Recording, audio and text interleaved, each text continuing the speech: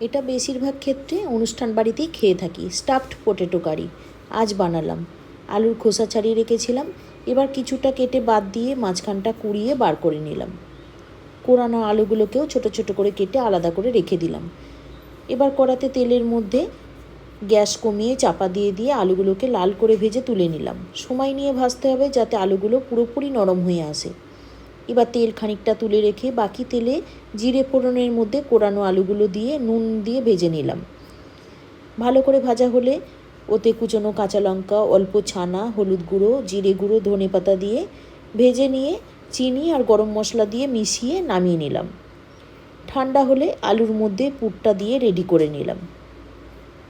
এবার গ্রেভির জন্য তেলে জিরে ফোড়ন দিয়ে মশলাটা বানিয়ে নিলাম।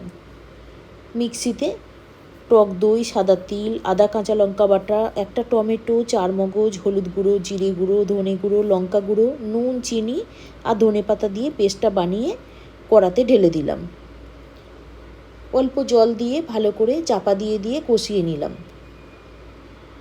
খানিকটা পুর পড়েছিল, ওটাও মিশিয়ে নিলাম।